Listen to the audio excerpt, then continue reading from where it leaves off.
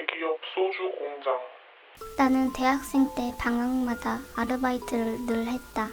PC방, 편의점, 옷가게, 음식점 등등 여러 아르바이트를 많이 했었는데 내가 알바할 때 당시 시급은 4,000원 정도였고 한 달 일해봤자 100만 원도 못 받는 경우가 허다했다. 2학년 여름방학에 친구랑 같이 대기업 소주 공장에서 2달 동안 아르바이트를 하게 되었다. 역시 대기업은 알바라도 시급이 세고 야간 작업이라도 하게 되면 시급을 더블로 더 받아서 일은 힘들었지만 다른 알바보다는 확연히 벌이가 괜찮았다. 처음에 알바 지원하러 갔을 때 친구도 있고 또래 여자애들도 꽤 있어서 적응이 어렵지 않았는데 기존에 다니시던 아주머니 직원분들이 은근히 텃세를 부려 마음 상할 때가 가끔 있었다. 공장에서 2달 동안 여러 구역에서 일을 했다.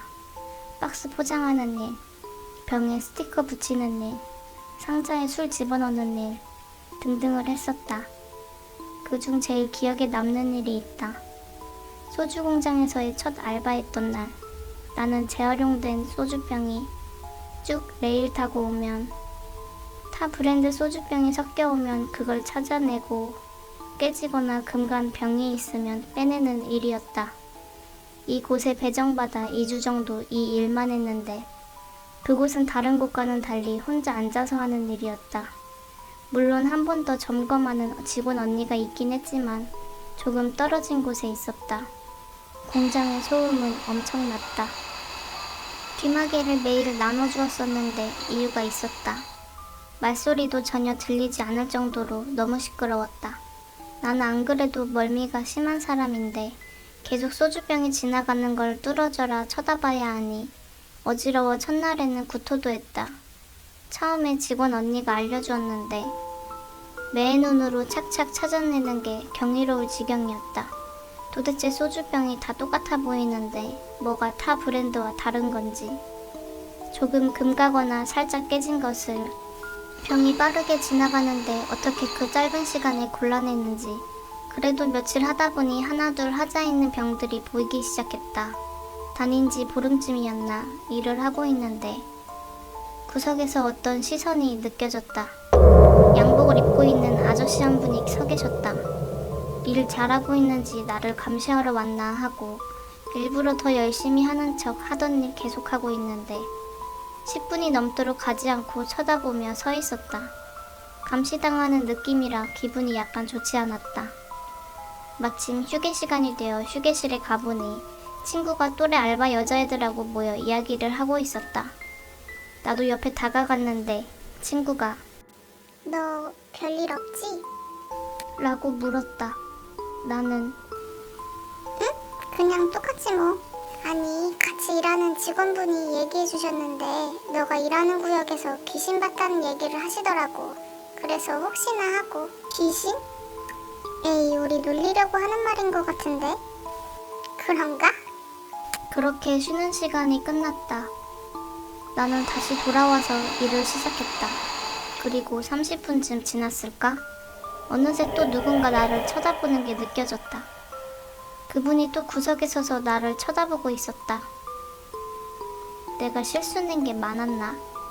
생각하며 눈치 보면서 더 열심히 하고 있는데 레일이 잠시 멈췄다. 레일 위로 돌아가던 병이 비스듬하게 넘어지거나 기계에 병이 걸리게 되면 잠시 기계가 멈추는 일이 생기곤 했다. 혹시 그분이 아직도 있나 하고 봤는데 갔는지 보이지 않았다.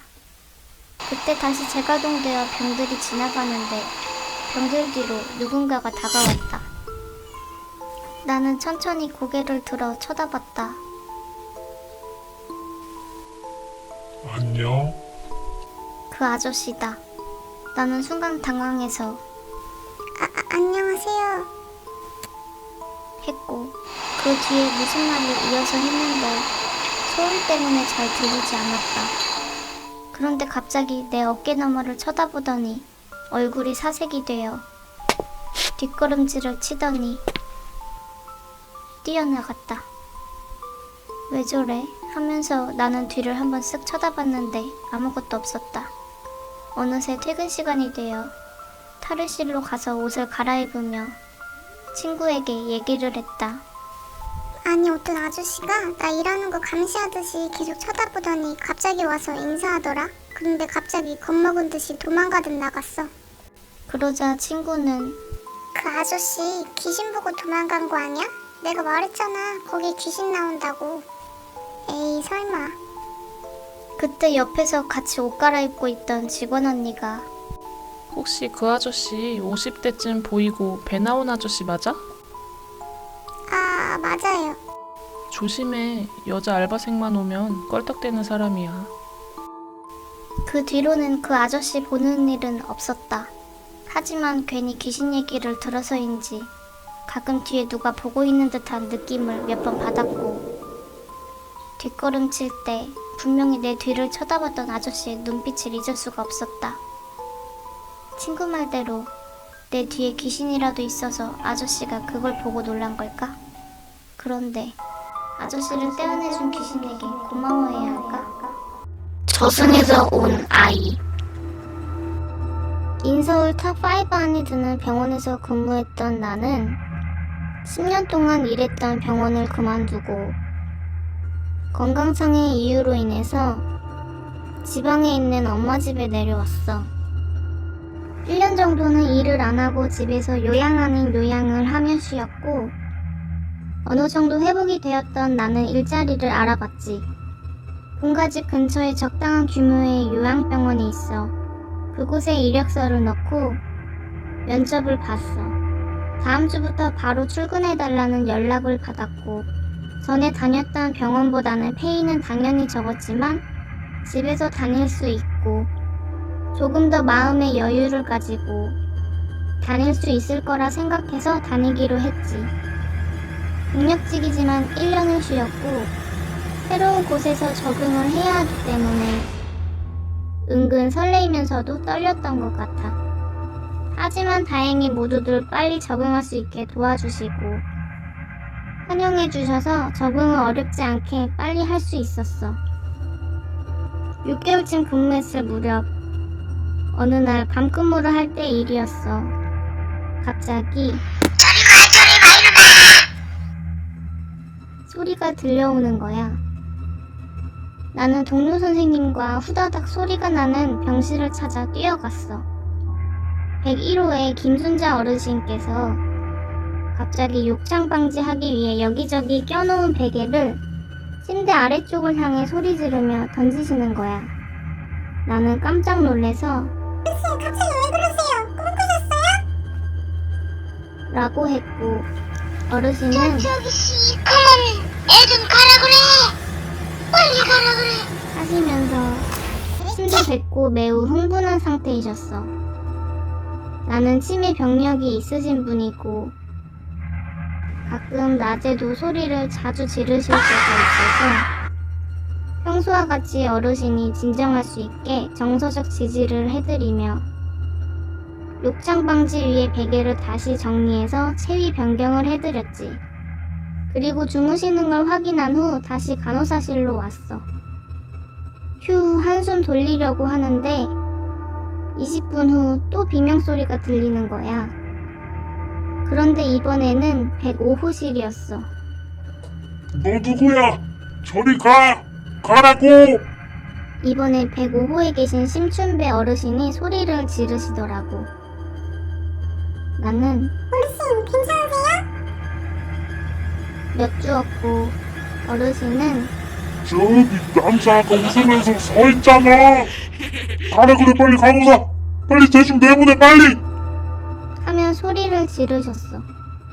이분은 몸이 불편하실 분이지 정신은 또렷하신 분이었는데 101호 어르신과 같은 소리를 하시니까 내색은 안 했지만 진짜 누가 보이시나 하고 약간 좀 섬뜩하더라고. 이번에는 동료 선생님과 같이 어르신께서 안심하실 수 있게 옆에서 다른 이야기로 화제 전환을 했고 진정이 되신 후에는 수면하시도록 도와드렸어. 요양병원에서 오래 근무한 동료 선생님께서 오늘 또 한 분 가시려나 보네요. 라고 하더라고. 가끔 밤에 이럴 때가 있다고. 담담한 말투로 얘기를 하시는 거에 반해 나는 처음 겪는 상황이라 설마 하면서도 무서웠어. 그러면서 이런 말을 마지막으로 하시더라고. 아이가 방을 잘 못 찾고 있네요.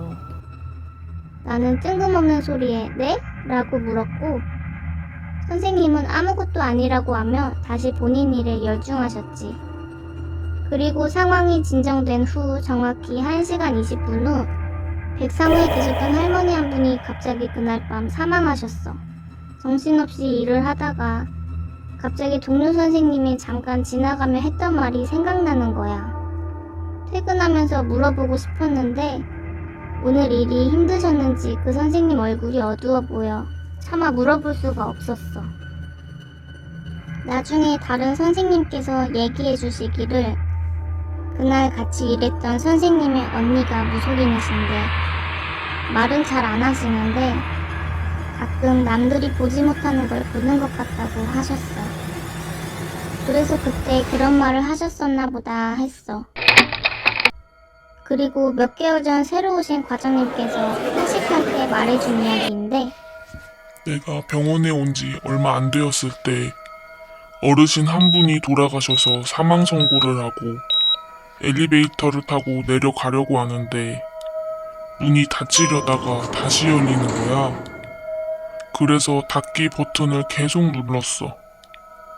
그런데도 문이 닫히지 않아서 누가 장난치나 생각해서 엘리베이터 밖으로 나와서 봤는데 아무도 없고 이상한 거야. 그런데 밖에 나오니까 문이 닫히는 거야. 뭐야 고장인가? 생각하고 다시 열린 버튼을 누르고 들어갔는데 다시 문이 또 안 닫혀.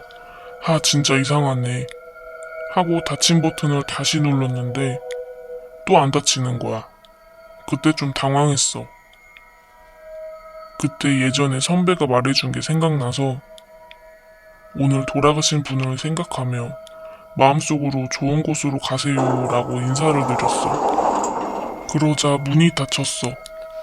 그 후로도 몇 번 그런 일이 반복되니까 처음에는 무서웠는데 나중에는 익숙해져서 항상 사망선고 이후에 엘리베이터 문이 열리면 마음속으로 인사를 꼭 해. 좋은 곳으로 가세요 라고. 손녀의 몽유병. 첫째 딸이 결혼을 하여 출산을 하였다. 딸 내외가 맞벌이를 하여 손녀를 오후에는 내가 거의 돌보았다.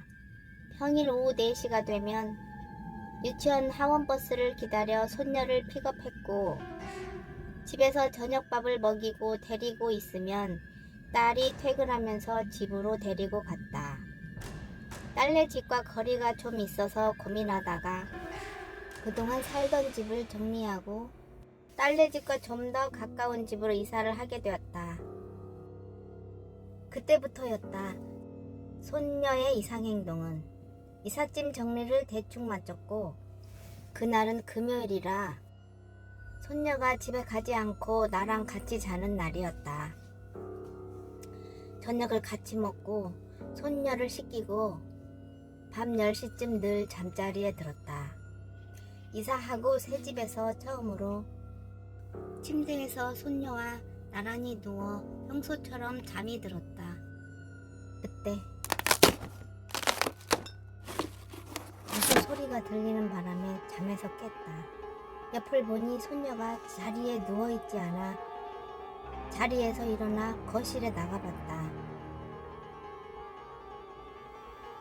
손녀는 거실에 우두커니 서 있었다. 지영이 왜 일어났어? 엄마 보고 싶어서? 손녀는 대답 없이 그대로 고개를 떨군 채 서 있었다. 가까이 다가가서 아이를 보니 코를 골며 자고 있었다. 한 번도 이런 적이 없었는데 새로 이사 온 집이라 아이가 적응이 안 됐나 생각하고 손녀를 안아서 다시 침대에 눕혔다. 다음날 아침이 되어 손녀에게 물어봤다. 어젯밤에 왜 일어났어? 나 일어났었어? 기억 안 나요. 그저 잠꼬대 같은 거였나 보다라고 생각했다.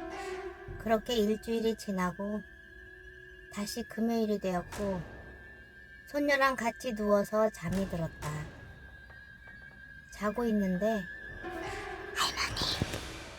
귀에 속삭이는 듯한 소리가 들려 눈을 떴다.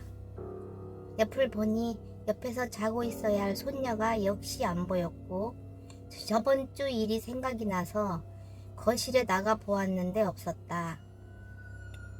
주방에도 가보고 화장실에도 가보고 베란다 다른 방에도 다 가봤으나 어디에도 보이지 않았다. 나는 점점 다급해졌다. 얘가 대체 어디 있는 거야? 나는 지영아 지영아 하고 불렀으나 아무런 소리도 들리지 않고 조용했다. 나는 경찰에 신고를 해야 하는지 발을 동동거렸고 그 전에 딸한테 먼저 전화해야겠다 하고 핸드폰을 집어들었을 때 작은 소리가 들려왔다. 소리가 나는 곳 작은 방이었고 방에 있는 붙박이 전용을 열었다. 그곳에는 아이가 쭈그린 상태로 있었다. 지영아 왜 여기 있어? 할머니가 한참 찾았잖아. 위험하게 왜 여기 들어가 있어? 큰 소리로 말하며 어깨를 흔들어도 소녀는 자는지 아무런 대답이 없었다. 나는 일단 아이를 안아 침대에 눕혔다. 잠도 깼고 놀란 가슴도 쓸어내릴 겸 주방에서 물을 한 컵 마시고 싱크대에 컵을 내려놓으려는데 뒤에서 뛰어가는 소리가 들려 뒤를 돌아봤다. 작은 방문 옆 구석에 손녀가 서 있었다. 나는 살짝 무섭기도 하고 겁이 나서 떨린 목소리로 너 누구냐? 지영이냐? 왜 그렇게 거기 가만히 서 있어? 하지만 내 물음에도 아무런 답도 하지 않았고 눈을 뜬 상태로 요지부동 가만히 서 있기만 했다.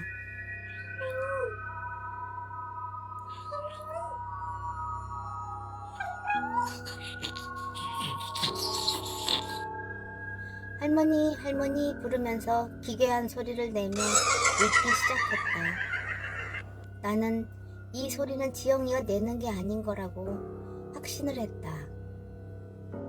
손녀 등 뒤에 누군가 서 있었기 때문이다. 내 손녀딸 지영이 얼굴을 하고서는 소름 돋는 표정으로 옆으로 쓱 나오더니 날 쳐다보았다. 나는 두 손이 벌벌 떨리고 몸이 굳은 듯 뻣뻣해지는 것 같았지만 뛰어가서 손녀를 안고 안방으로 들어가 문을 꽝 닫았다. 손녀는 잠이 들었고 나는 그런 손녀를 안고서 벌벌 떨며 그날은 꼬박 밤을 샜다. 딸에게 새벽에 전화하면 걱정할까 싶어 전화는 하지 않았고 다음날 해가 뜨자마자 알던 무속인을 찾아갔다. 무속인은 내 얘기를 듣고 나서 부적 몇 장을 써주었고 난 집에 도착하자마자 부적을 대문을 시작으로 모든 문 위에 하나씩 붙여놨다. 그 다음 주말 금요일이 돌아왔고 이날은 딸이 걱정이 된다고 일찍 퇴근을 해서 왔고 함께 자기로 했다. 또 다시 아이의 이상 행동이 있는지 같이 밤을 새며 지켜봤는데 다행히 부적이 효과가 있었는지 무사히 별일 없이 지나갔다. 그 이후로는 손녀딸의 이상 행동이 나타나지 않았고 현재 건강하고 예쁜 중학생이 되어 말을 안 듣고 있다. 내 딸의 안녕. 3년 전 집주인이 갑자기 연락이 왔다. 본인 집을 팔려고 하니 이 집을 사든지 나가라고. 우리는 고민 끝에 그 집에서는 나오고 다른 집을 매매하기로 했고 적당한 아파트로 이사를 왔다. 이사 후 어느 날 딸하고 외출을 하려고 집을 나섰다. 지하 주차장에서 차를 타고 아파트 단지를 빠져나왔다. 큰 도로로 나가기 전에 있는 신호등이 빨간불이라 멈춰 있는데 갑자기 딸아이가 밖을 보며 손을 흔들었다. 누구에게 인사하는지 쳐다봤더니 땡땡 백반 간판에 있는 상점이 한 개 있었다. 장사를 현재는 안 하고 있는 것 같았고 허름하고 매우 오래되어 보이는 백반집이었다. 누구한테 인사했어? 물었고 야옹이. 라고 대답했다. 나는 고양이가 있었나? 하고 쳐다봤는데 다른 곳으로 갔는지 보이지 않았다. 또 다음번에 외출할 때도 딸은 똑같이 그 백반집을 향해 안녕하며 손을 흔들었다. 나는 또 고양이가 있는지 물었고 딸은 그렇다고 대답했다. 나는 고양이가 대체 어디 있나 하고 유심히 여기저기 쳐다봤는데 어디에도 고양이가 보이지 않았다. 나는 남편한테 내가 볼 때는 안 보이는데 자꾸 고양이가 있다고 하면 인사를 하지? 얘기했고 남편은 예전에 본 기억이 있어서 인사하나 보지. 라고 얘기했다. 얘기 들어보니 아이들은 그럴 수도 있을 것 같았다. 그런데 신호 대기 중에 있을 때마다 딸아이가 아무도 없는 곳을 향해 손을 흔드는 게 반복되니까 나는 점점 아이가 걱정되었다. 어느 날 오전에 아이를 유모차에 태워 산책을 하다가 그 백반집 앞을 가게 되었다. 항상 딸이 인사하던 그곳에 가서 나는 딸에게 지금도 고양이가 있어? 라고 물었는데 갑자기 딸아이가 울면서 이젠 없어 라고 했다. 나는 우는 아이를 달래면서 집에 돌아왔고 갑자기 서럽게 우는 아이의 행동이 조금은 의아했다. 다음 날 사이렌 소리와 함께 동네가 시끄러웠다. 경찰차하고 구급차가 집 앞에 몇 대가 주차되어 있어서 무슨 일이 생겼나 하고 사람들 모여있는 틈에 슬쩍 가봤는데 그때 구급대원이 흰천이 덮여있는 들버스를 들고 나오는 모습이 보였다. 알고 보니 백반집을 홀로 하시던 할머님이 사망한 지 꽤 오래된 채 방치되어 있었던 것이다. 분주하게 경찰분들과 구급대원 분들은 상황을 정리하셨고 한 구급대원이 케이지 하나를 들고 나왔다. 안에는 아주 작고 마른 새끼 고양이 한 마리가 있었고 뒤이어 다른 구급대원이 흰천으로 덮인 무언가를 안고 나왔다. 새끼 고양이의 어미로 추정되는 고양이였다. 아마도 할머니가 사망한 후 새끼 고양이를 낳았고 어미는 그 후에 바로 죽은 듯했다. 집에 돌아와서 가만히 생각해보니 딸아이가 매번 고양이에게 인사했던 이유를 조금은 알 것 같았다. 할머니의 사망을 알리고 본인 새끼의 보살핌이 필요했던 어미의 마음이 내 딸에게 닿았던 게 아닐까. 그 이후 백반집은 차량 용품점으로 바뀌었다. 차 안에서 들린 목소리. 30여 년 전 그 당시 내가 살고 있는 지역에 꽤 큰 규모의 관광 호텔이 처음으로 생겼어. 욕심내서 큰 마음을 먹고 그 건물 1층 상가를 분양받아 인테리어 소품샵을 오픈했지. 그동안 남편하고 내가 틈틈이 모은 돈과 은행에서 대출받은 돈을 더해 새로운 시작을 했어. 첫날부터 가게는 생각보다 잘 되었고 행복하지만 바쁜 나날을 보냈어. 그런데 어느 날 우편 하나가 날라온 거야. 남편이 우편물을 뜯어 천천히 읽어보더니 갑자기 우편물을 가지고 부랴부랴 밖으로 나가더라고. 그러더니 돌아오지 않았고 그날 장사는 나 혼자 했어. 그날 밤 늦게 남편이 만취가 되어 집에 들어왔어. 술도 안 좋아하던 사람이 평소 마시지 않는 술을 먹고 들어와 나는 무슨 일이냐 물었지. 알고 보니 관광호텔 준공 서류가 위조된 게 발견되어 건축 허가 취소 처분이 난 거야. 순식간에 우리는 보증금도 받지 못하고 쫓겨나는 신세가 되었어. 전재산과 대출까지 받아 시작한 상태에서 그 빚을 다 갚아야 했고 일단 집을 팔고 새빵살이를 시작했지. 집도 직장도 잃고 빚까지 생긴 상태에서 제정신으로 살 수가 없었지만 우리에겐 자녀도 있어 마냥 낙담할 수만은 없었어. 남편은 당장 공사판에 일용직이라도 나갈 수밖에 없었고 나는 집에서 일단 아이를 돌보며 일자리를 찾았지. 주인집 할머니는 나의 사정을 듣고는 음식을 나눠주시기도 했고 월세를 늦게 내는 경우가 있어도 재촉하지 않고 괜찮다고 천천히 내라며 위로해 주셨어. 그러던 어느 날 주인집 할머니는 같이 새벽 기도를 나가보지 않겠냐고 물으셨어. 처음에 무슨 종교냐 생각하다가 주인집 할머니가 고마워서라도 그래 일단 한 번만 나가보자 하고 주인집 할머니를 따라서 교회를 나가게 되었어. 처음엔 새벽마다 나가는 게 힘들었는데 점점 믿음이 생겨나고 결국에 나는 딸과 함께 교회를 다니게 되었어. 그리고 얼마 후 타 지역에 있는 기도원에서 집회가 있었는데 마침 남편이 쉬는 날이라 태워다 주겠다고 했어. 집회 시간은 7시였고 1시간 반 정도 걸리는 거리였기 때문에 넉넉히 5시쯤 출발을 하려고 차에 탔는데 자동차가 시동이 잘 안 걸리는 거야. 차가 오래되었긴 했는데 이런 적이 처음이라 당황했어. 남편은 장거리 운행을 해야 하니까 점검을 받고 가자 해서 근처 카센터에 들렸어. 카센터에서 보더니 문제가 없다 하는 거야. 그래서 그냥 엔진 오일만 갈고 나왔어. 어느새 벌써 1시간이 지났더라고. 부랴부랴 운전해서 가는데 당시 가는 길이 비포장도로여서 도로 상태가 좋지 않아 시간이 더 지체되었어. 멀미가 심한 딸 때문에 나는 딸과 함께 뒷자리에 함께 앉아서 갔어.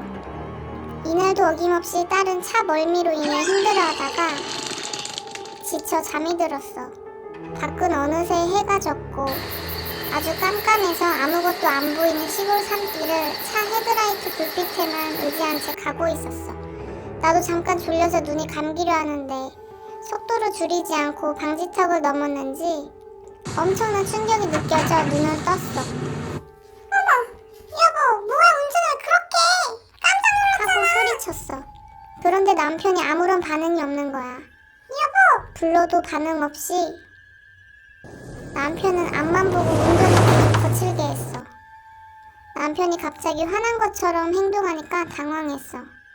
다정다감한 성격으로 나에게 화 한 번 제대로 낸 적이 없는 사람인데 갑자기 운전을 과격하게 하면서 대답 없이 앞만 보면서 운전을 하는 거야. 나는 사고 날까 걱정되기도 하고 남편의 무반응이 왠지 모르게 무서웠어. 그러다가 갑자기 더워 미치겠어. 남편이 덥다고 중얼거리며 욕을 하더니 10월이라 꽤 쌀쌀했는데 에어컨을 세게 트는 거야. 나는 에어컨 좀 줄여 애기 감기 걸려 하며 어깨를 흔들며 때렸는데 남편은 들은 채도 하지 않고 계속 앞만 보고 과속하며 운전을 했어. 내 겉옷을 벗어 딸 아이에게 덮어주고 나는 덜덜 떨고 있는데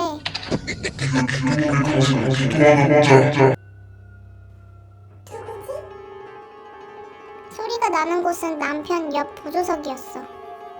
뒤에서 보니 누가 앉아있는 것 같이 검은 실루엣이 보였어.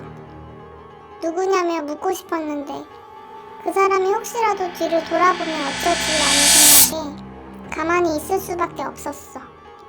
몇 초 동안 숨막히는 정적이 지속되었고 그 사람은 아무런 미동 없이 그 자세 그대로 있었어.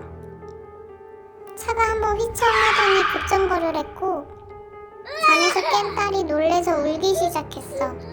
다들 괜찮아? 여보, 나 졸았었나 봐. 뭐? 언제부터? 졸았다고? 남편이 놀란 눈으로 쳐다보면서 미안하다고 했어. 셋 다 다행히 안전벨트를 맨 상태여서 다친 사람은 없었지만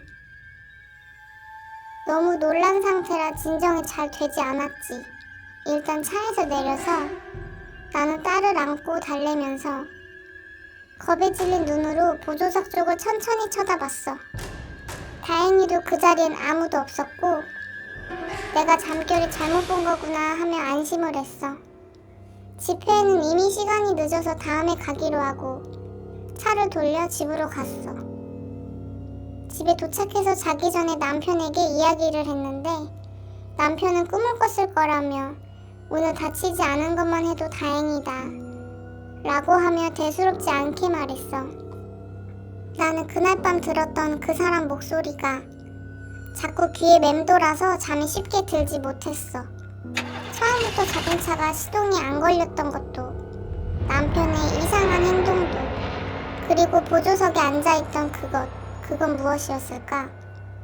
내 귀에 들린 목소리처럼 내가 기도원에 가지 못하게 하려는 귀신의 방해였을까? 이런저런 생각에 쉽게 잠들지 못하고 뒤척이고 있는데 내 오른쪽 귀에서 누군가 속삭이듯이 웃는 소리가 들리는 거야. 온몸에 소름이 돋은 나는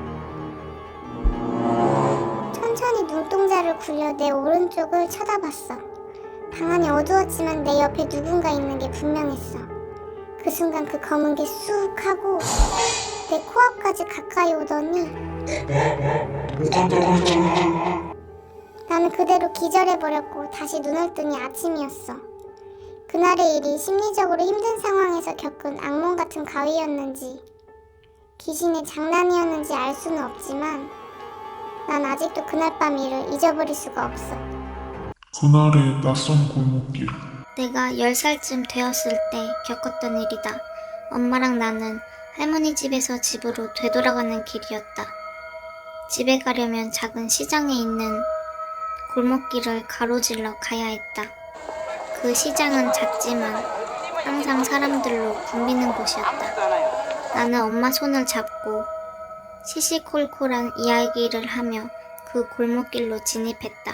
그런데 그날따라 자주 걷던 그 골목길이 낯선 느낌이 들었다.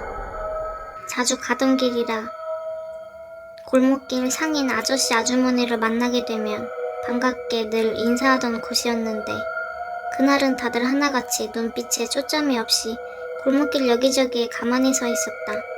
자주 가던 야채가게 아주머니는 항상 밝게 인사를 해주시곤 했는데 이날은 엄마가 먼저 인사하며 아는 척을 했는데도 대답을 하지 않고 넋이 나간 사람처럼 멍하니 있을 뿐이었다. 그때 엄마가 내 손을 더 꽉 잡으면서 작은 목소리로 우리 빨리 가자. 라고 말했다. 우리는 빠른 걸음으로 그곳을 지나쳐 나왔고, 아니 분명 지나쳐 왔는데 계속 골목길이 이어졌다.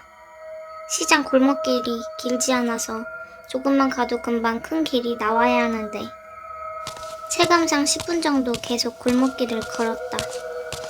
나는 긴장해서 다리도 아프고 걸음이 점점 느려지고 지쳐가고 있었다.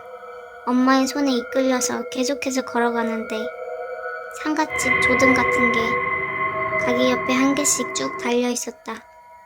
처음 보는 골목길의 분위기에 압도되어 나는 엄마의 치맛자락을 움켜쥐었다. 엄마도 뭔가 이상한 기운을 느꼈는지 내 손을 더욱 세게 꼭 쥐고 말없이 앞만 보고 걸어갔다. 그때 한 가게 옆을 지나갈 무렵 닫혀있던 가게 문이 열리고 그 안에서 어떤 여자가 나왔다.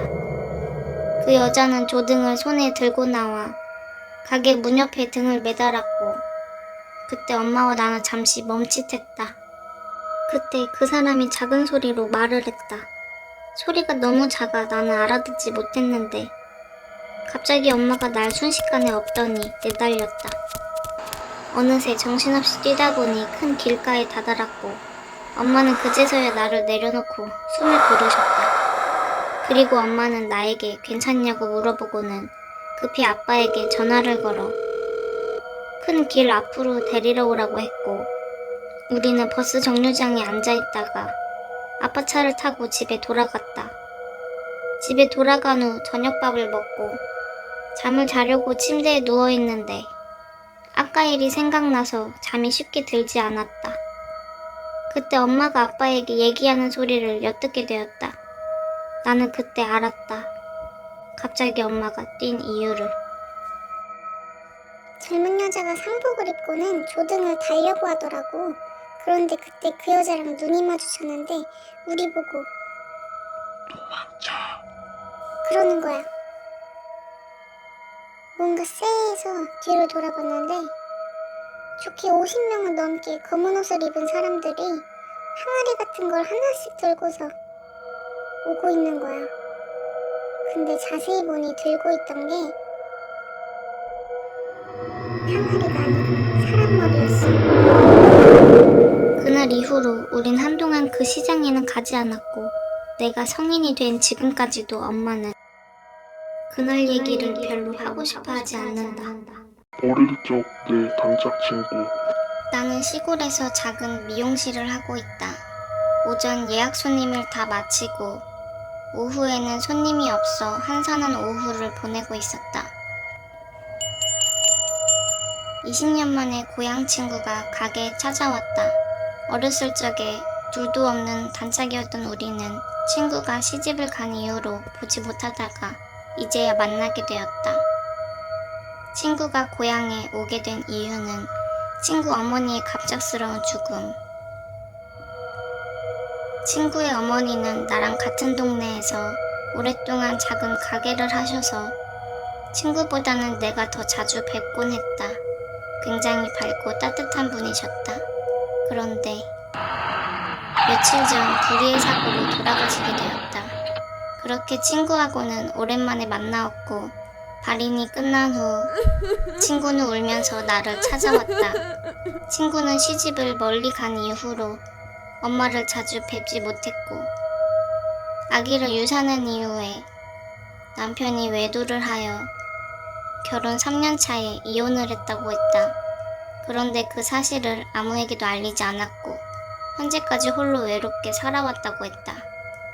그러다 갑작스러운 엄마의 사고 소식을 접하고 나서 그동안의 연락을 자주 드리지 못한 게 너무 후회스럽다 하며 이야기를 했다. 계속된 친구의 눈물 섞인 이야기와 하소연을 들으며 위로를 건네다 보니 어느새 저녁이 되었고 가게 문을 닫고서 친구와 주변 식당에서 밥을 먹기로 했다.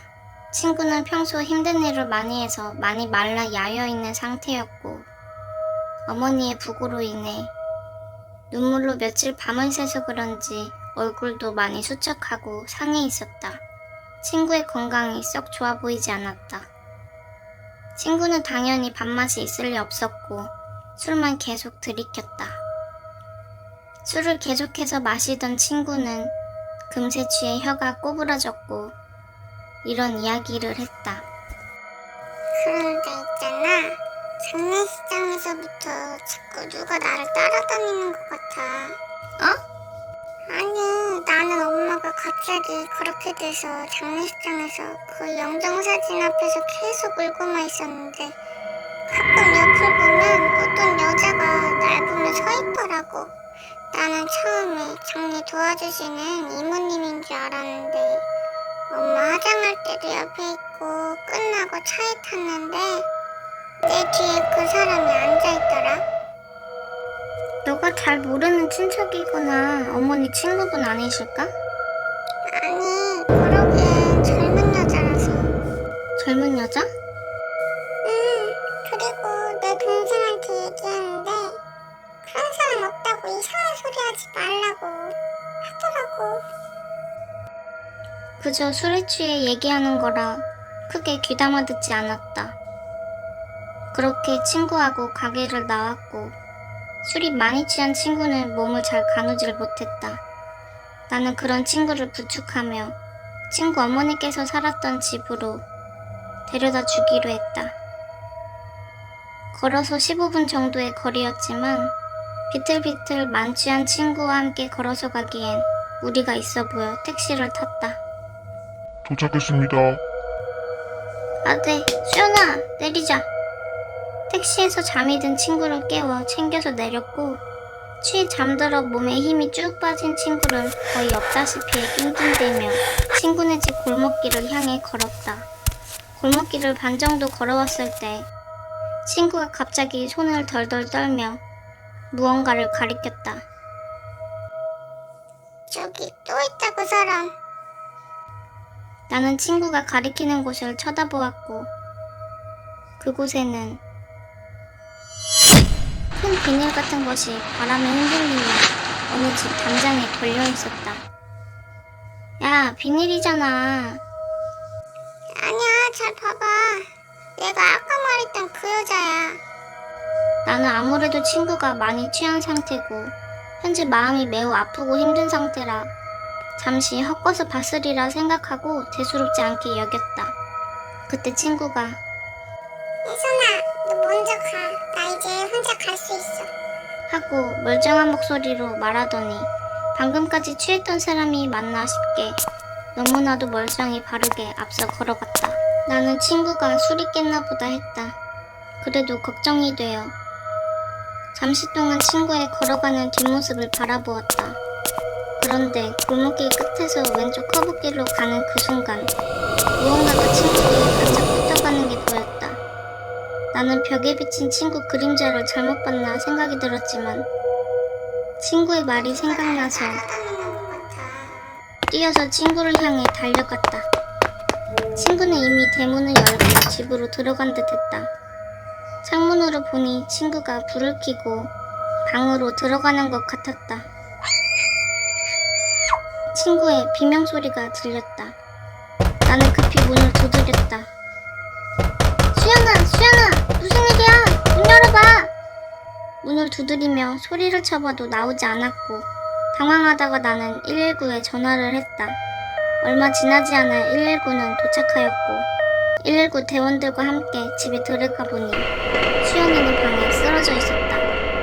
다행히 호흡, 맥박은 있는 상태였다. 병원에 도착해서 친구의 남동생이 달려왔고 곧 깨어날 거란 의사의 말에 안심하며 집으로 돌아왔다. 며칠 후 친구의 남동생에게 전화가 왔다. 누나가 정신과 약을 오래전부터 먹고 있었던 것 같다고. 친구는 바로 원래 살던 곳으로 돌아갔다 했다. 얼마 지나지 않아 친구의 어머니가 살던 집도 금세 매매가 되었다는 소식을 들었다. 나는 지금까지 이곳에서 여전히 미용실을 운영 중이고 그 뒤로 아직까지 친구의 소식은 들려오지 않고 있다. 하지만 난 아직도 궁금하다. 그날 밤 내가 봤던 건 그림자였을까? 아니면 친구가 말한 그 사람이었을까? 여주 군대괴담. 대학교 1학년 2학기 때 우려하던 이병 통지서가 집으로 날라왔어. 나는 올 것이 왔구나 하고 국방의 의무를 다하기 위해 바로 입대했어. 여주에서 군 생활을 했고 그동안 많은 일이 있었지만 제일 기억에 남는 사건이 하나 있어. 그 일을 겪은 날은 저녁을 한 달 남겨둔 상태인 2013년 1월 눈이 많이 오는 날이었어. 나는 말년 생활관이라고 14생활관을 쓸 때였는데 이곳은 낮에도 늘 그늘이 져 있어서 암막 커튼을 친 것처럼 늘 어두웠었어. 그래서 그런지 예전 선임들이 이곳에서 귀신을 여러 번 봤다고 했었는데 군대 얘기하면 또 빠지지 않는 이야기가 축구 이야기하고 귀신 이야기니까 놀리려고 하는 소리겠거니 하고 별로 신경 쓰지 않았었어. 우리 생활관은 4월, 5월 군번이 함께 지냈었고 한쪽은 2층 침대고 반대쪽은 일반 싱글 침대가 놓여져 있었어. 내 자리는 싱글 침대였어. 그날은 4월 군번들이 말년 휴가를 나가고 동기인 친구들도 포상 휴가로 나가서 하필 나 혼자 있을 때였어. 생활관에서 처음으로 혼자 잠을 자서 그런지 그날따라 기상 시간보다 훨씬 먼저 깨서 침대에 가만히 누워 천장을 바라보며 저녁 후에 뭐하고 살지 고민하고 있었어. 그런데 내 맞은편의 2층 침대 위에서 무언가가 부스럭부스럭 소리가 나는 거야. 1월 겨울이라 해가 아직 뜨지 않아 깜깜해서 정확히는 보이지 않았는데 이불 속에서 누가 있는 것 같은 꿈틀꿈틀 움직임이 어스름하게 보였어. 누가 있었나 하고 거기 누구야? 했는데 갑자기 움직임이 멈추고 아무런 대답이 없는 거야. 잘못 봤나 보다 하고 있었는데 또다시 이불이 바스락거리는 소리와 함께 꿈틀거리는 움직임이 보이는 거야. 나는 일어나서 거기 누구냐니까? 소리쳤어. 그러나 역시 대답이 없었고 그것의 움직임 또한 멈췄어. 그때부터 등에서 식은땀이 나면서 선임들이 이곳에서 귀신을 봤다는 이야기가 생각나는 거야. 완전 시겁해서 생활관 문 앞으로 뛰쳐나갔고 문을 열려고 하는 찰나에 뭔가 쎄한 느낌이 드는 거야. 용기를 내서 슬쩍 뒤로 돌아봤는데 그 침대 위에 누가 앉아있는 거야. 나는 너무 놀라서 문을 열고 불침번은 서고 있던 모 상병에게 달려갔어. 야, 우리 생활관에 진짜 귀신 있어. 와, 못 자겠다. 아, 병장님, 말년되니까 이제 헛것도 보이십니까? 얼른 들어가서 주무십시오. 아니 진짜로 귀신이 있다고. 내가 봤다니까? 못 믿겠으면 같이 가서 보든가. 알겠습니다. 만약에 없으면 내일 냉동 쏘십시오. 알겠어. 라고 하고 같이 생활관에 들어갔어. 문을 열고 들어가서 랜턴으로 슬쩍 비춰보았는데 없더라고. 고병장님, 아무것도 없잖아요. 말년이 심심해서 이 시간에 이런 장난까지 치십니까? 진짜로 있었다니까? 내가 아무리 말년에 할 게 없다 해도 이런 장난은 안 친다고. 아싸, 내일 냉동 쏘십시오. 알겠어. 이렇게 대화를 마치고 다시 나 혼자 생활관에 들어갔는데 다행히도 보이지 않았어. 그렇게 안심을 하고 다시 자리에 누워서 이불을 머리까지 덮고 잠을 자려는데 또다시 부스럭 소리가 들려오는 거야. 이번엔 확인해야겠다는 생각에 이불 속에서 눈만 빼꼼 내밀어 쳐다봤어. 그런데 어젯밤 세탁하고 널어둔 활동복이 팔락팔락 흔들리는 거야. 와, 잘못 봤겠거니 하고 조금 더 자세히 봤는데 그런데 옷이 아니라 웬 군인이 서랍장 옆에서 고개를 숙인 채 옆으로 왔다 갔다 몸이 흔들리고 있는 거였어. 나는 혹시라도 내가 보고 있다는 것을 눈치채면 나에게 다가올까봐 두 손으로 입을 막고 숨죽이며 있었어. 그런데 점점 그게 내 침대 앞으로 가까이 다가오는 거야. 나는 계속 이대로 있으면 안 될 것 같은 생각에 비명을 지르며 생활관을 뛰쳐나왔어. 그리고는 달달달 떨면서 불침번 근무 중인 후임과 같이 있을 수밖에 없었고 기상시간까지 나는 잠을 잘 수가 없었어. 며칠 후 다들 복귀했을 때 그날 있었던 일에 대해 이야기를 했는데 나 말고도 다른 동기가 같은 귀신을 본 적이 있다고 했어. 동기가 얘기하기를 전투준비 태세 훈련 중에 생활관을 돌며 남아있는 병력이 있는지 확인하기 위해 우리 생활관에 들어와서 불을 켰는데 침대 위에 귀신이 앉아있는 걸 목격한 적이 있다 하더라고. 세상에 귀신이 어디 있어 라고 호기롭게 떵떵거렸던 나는 그날 이후로 귀신이 있다는 것을 믿게 되었어. 엘리베이터에서 본 그 여자. 고등학교 2학년이었던 나는 야간 자율학습을 끝내고 밤 10시쯤 같은 아파트 단지에 사는 친구 수연이와 늘 같이 하교를 했다. 버스에서 내려서 항상 가는 단골 편의점에서 우리는 아이스크림 콘을 사서 하나씩 먹으며 이런저런 이야기를 하면서 걸어가곤 했다. 아파트 정문에서 가까운 101동에 사는 수연이는 먼저 들어갔고 우리 집은 104동이라서 좀 더 걸어가야 했다. 늘 수연이와 헤어지고 나서 나는 이어폰을 끼고는 좋아하는 가수의 노래를 들으며 걸어갔다. 104동 현관 앞 계단에 거의 도착해서 올라가려는데 뒤에서 누군가의 구두 소리가 들려왔다. 나는 한쪽 귀에서 이어폰을 빼고 뒤를 돌아봤다. 긴 머리에 검은 원피스를 입은 사람이 내 뒤에 바짝 붙어 있었다. 나는 순간 깜짝 놀라서 순간적으로 죄송합니다 하고 고개 숙여 인사했는데 그 사람은 아무런 대꾸가 없었다. 장례식장을 갔다 왔는지 검은색 구두까지 신고서는 또각또각 소리를 내며 엘리베이터 앞까지 걸어갔다. 긴 머리가 얼굴을 거의 가려 잘 보이지는 않았지만 여기 주민은 아닌 것 같았고 처음 보는 사람이었다. 엘리베이터가 1층에 도착했고 그 여자가 먼저 엘리베이터에 탔고 그 다음 내가 타서 버튼을 누르려는데 그 여자는 버튼을 누르지 않고 있었다. 나는 9층을 누르고 구석자리로 들어갔다. 뭐야? 왜 버튼 안 누르지? 이상하다 생각하면서 뒤에서 그 여자를 쳐다봤는데 아무런 미동 없이 가만히 서 있었다. 곧 9층에 엘리베이터가 도착했고 그 사람을 지나쳐 나는 먼저 내렸다.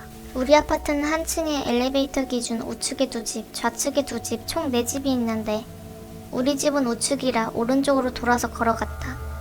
집 번호키를 누르려는데 엘리베이터가 닫히면서 또각또각 소리가 났다. 904호에 대학생 언니가 살고 있는데 아마 그 집에 놀러온 친구인 것 같았다.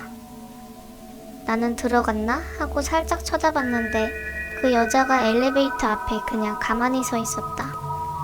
아무런 미동도 없이 가만히 서 있는 그 사람의 모습이 무서웠다. 왜 안 들어가고 저러고 있는 거야, 무섭게. 술에 취해서 집을 못 찾나? 생각하다가 나는 급하게 비밀번호를 빠르게 다시 입력하고 집으로 후다닥 들어갔다. 엄마 아빠가 자영업을 하셔서 항상 밤늦게 퇴근하시는데 외동이라 나는 거의 혼자 있어야 하는 일이 많았고 그런데 이날만큼은 혼자인 게 너무 싫었다. 다른 집 문 닫히는 소리가 나는지 문에 귀를 대고 가만히 있었는데 한동안 아무런 소리가 나지 않았다. 그러다가 내가 뭐하고 있지? 하고 현타가 와서 가방을 내려놓고 옷을 갈아입었다. 그리고는 설마 우리 집 앞에 서 있는 건 아니겠지? 라는 생각이 문득 들어 아무 소리도 내지 않은 채 인터폰을 켜서 현관 보기 버튼을 눌렀다. 다행히 아무도 없었다. 그 순간 문 두드리는 소리가 들렸다. 나는 너무 놀라서 황급히 인터폰을 끄고 가만히 있었다. 그러자 다시 두드리는 소리가 났다. 나는 다시 인터폰을 켰고 역시 아무도 보이지 않았다. 그런데 또다시 똑똑똑 소리가 들렸다. 나는 바로 방으로 달려가 이불 속에 숨어서 엄마에게 전화를 걸었다. 엄마는 다행히 전화를 바로 받았고 딸. 언제 와? 빨리 와. 나 무서워. 밖에 누구 있는 것 같은데 우리 집 막 두드려. 빨리 와 엄마. 아빠랑 곧 도착해. 거의 다 왔어. 하고 끊었고 나는 계속 이불 속에서 숨죽이며 있었다. 그때 문 밖에서 엄마 목소리가 들려왔고 나는 바로 엄마! 하고 문 앞으로 달려갔고 문을 열려다가 한 번도 밤에 밖에서 엄마가 크게 얘기를 한 적이 없는데 번호키를 왜 안 누르지? 나는 멈칫하고 한 발짝 뒤로 물러났다. 그리고 인터폰으로 다가가서 화면을 켜는 순간 나는 심장이 두근두근을 넘어서 터질 것 같았고 손이 떨려 쥐고 있던 핸드폰을 떨어뜨렸다. 그때 인터폰 너머로 들리는 소리. 너 나 보고 있네. 나는 자리에 주저앉아 두 귀를 막고 울면서 엄마가 제발 빨리 오기를 기다리고 있는데 곧이어 엄마 아빠가 집에 왔다. 엄마의 목소리에 나는 일어나서 안겼고 그날은 엄마 방에서 같이 잠을 잤다. 그리고 엘리베이터에서 본 그 사람 이야기는 다음날 아침이 되어서야 말을 했다. 그 이후로 엄마가 한동안 야자 끝나면 차로 데리러 와주셨고 그 사람을 다시 보진 않았다. 그런데 어느 날 엘리베이터에서 옆집 대학생 언니를 만났는데 나한테 말을 걸기를 너 혹시 어젯밤에 친구 놀러 왔었어? 언니 말로는 어젯밤에 우리 학교 교복을 입은 학생하고 엘리베이터를 같이 탔고 9층에서 같이 내렸는데 집에 혼자 있었는데 누가 자기 집 문을 두드렸다고. 나는 그 사람이 생각났지만 아니요? 라고 말하고 집으로 들어갔다. 누구였을까? 그 여자. 아빠의 선물. 오늘은 나의 9번째 생일이다. 생일날이라 그런지 일찍 일어났다. 아빠가 아침부터 소고기가 듬뿍 들어있는 미역국을 해줘서 밥을 먹고 학교에 갔다. 생일 축하해. 몇몇 친한 친구들이 생일을 축하해 주었고 생일 선물도 받았다. 나는 하루 종일 들뜬 기분이었다. 학교 후 집에 돌아와서 평소와 같이 학습지를 풀고 아빠가 오기만을 기다렸다. 아빠다. 나는 아빠를 부르며 문 앞으로 달려갔다. 우리 딸 생일 축하해. 아빠는 한 손에는 케이크, 다른 손에는 선물 상자를 들고 오셨다. 아빠와 나 단지 둘이 하는 조촐한 생일 파티지만 그래도 나는 행복했다. 아빠의 생일 축하 노래가 끝나고 우리 딸 생일 축하합니다. 아빠는 내게 준비한 선물을 주셨다. 나는 엄청 신이 난 표정으로 선물 상자를 열어보았다. 우와, 상자 안에는 윤기 나는 긴 검은 머리에 하얀 얼굴을 한 예쁜 인형 하나가 있었다. 아빠 너무 예뻐요. 감사해요. 나는 너무 신이 나서 얼른 인형을 꺼내 안았다.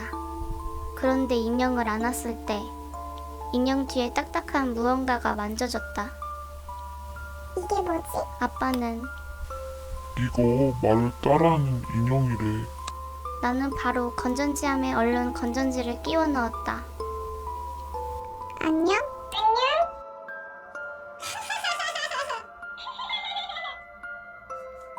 우와, 진짜 나 따라하네?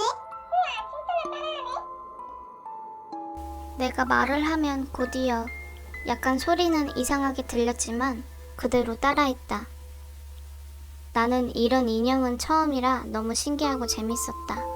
인형이 너무 예쁘게 생겼을 뿐더러 말까지 따라하여 더욱 특별했고 다른 인형들은 어느새 관심받게 되었다. 이날은 밤늦도록 쫑알쫑알 나와 인형의 소리가 가득했다. 그리고 며칠 후 아빠가 일이 있어 조금 늦게 오신다는 연락을 받았다. 아빠가 늦는 날이면 늘 할머니께서 집에 와주셨는데 이날은 할머니께서 몸이 편찮으시다 하여 혼자 있게 되었다. 나는 아빠가 걱정할까봐 괜찮다고 혼자 있을 수 있다고 했지만 조금은 걱정되고 무서웠다. 그래도 나는 할머니의 잔소리를 듣지 않아도 되고 자유롭게 과자를 먹을 수 있어 좋았고 핸드폰 게임도 하면서 시간을 보냈다. 그러다가 잠시 화장실에서 큰일을 보고 있었는데 야, 거의 쭉 녹아네. 아빠가 오셨나? 거실에 누가 있는 듯이 말소리가 들려왔다. 나는 후다닥 볼일을 끝내고 거실에 나가보았다. 거실에는 아무도 없었고 소파에는 내 인형만 덩그러니 놓여 있었다. 나는 소파에 앉아 인형을 꼭 끌어안았다. 무슨 소리 들리지 않았어? 무슨 소리 들리지 않았어? 에휴, 아빠는 언제 오는 거야? 아빠는 언제 오는 거야? 나는 아빠에게 전화를 하였고 아빠는 곧 아빠 일이 꼭 끝난다며 온다 했다. 나는 아빠를 기다리다가 어느새 소파에 누워 잠이 들었다. 그러다 몇 시간을 잔 건지 잘 때는 해가 떠 있었는데 밖은 이미 해가 져 있고 집 안에는 불 하나 켜 있지 않아 매우 깜깜했다. 지금 시간이 몇 시인지 불을 켜고 확인은 하고 싶은데 몸을 움직여 일어나기가 괜히 무서웠다. 그때 아까 들렸던 말소리와 함께 무언가 바닥에 쓸리는 소리 같은 게 함께 들려왔다. 나는 천천히 소리가 나는 곳을 향해 쳐다봤다. 깜깜해서 잘 보이지 않았고 소리가 조금씩 크게 들리는 걸로 봐서는 나에게 점점 가까이 다가오는 것 같았다. 나는 얼른 일어나서 불을 켜야겠다고 생각했다. 마음속으로 하나, 둘, 셋 하고 센 다음 벌떡 일어나 거실 불 스위치가 있는 곳으로 달려갔다. 거실 불이 환하게 켜졌고 그제서야 나는 소리가 났던 곳을 쳐다봤다. 그곳엔 내가 제일 아끼던 인형만 놓여 있었다. 너 왜 여기 있어? 나는 대수롭지 않게 인형을 안아들고 TV를 보러 다시 소파에 앉았다. 그리고 곧 아빠가 집에 왔다. 그날 밤은 아빠 옆에서 잠이 들었다. 한참 자고 있는데 아까 들렸던 소리가 다시 들려왔다. 나는 잠에서 깼지만 눈을 뜨지 않았고 코를 골고 자고 있는 아빠 등 뒤에 더 바짝 붙었다. 점점 소리가 커지는 게 가까이 다가오는 것 같았다. 나는 아주 작은 소리로 아빠를 불렀다. 아빠 일어나봐. 무슨 소리가 들려?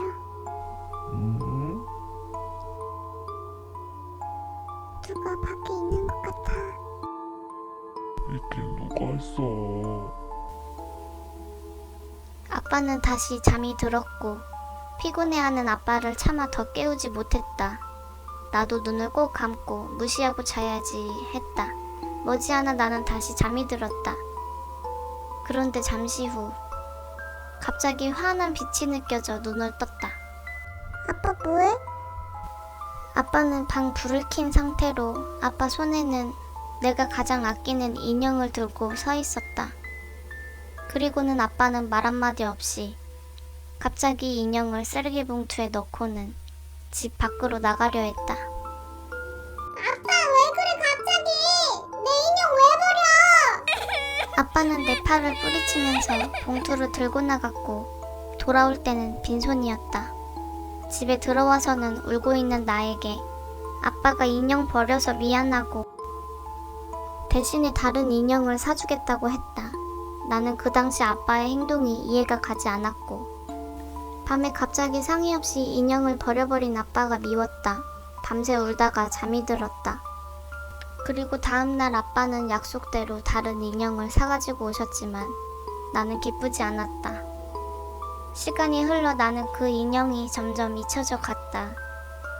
그리고 어느덧 나는 고등학생이 되었고 어느 날 문득 그날 인형을 버린 이유를 말씀해 주셨다.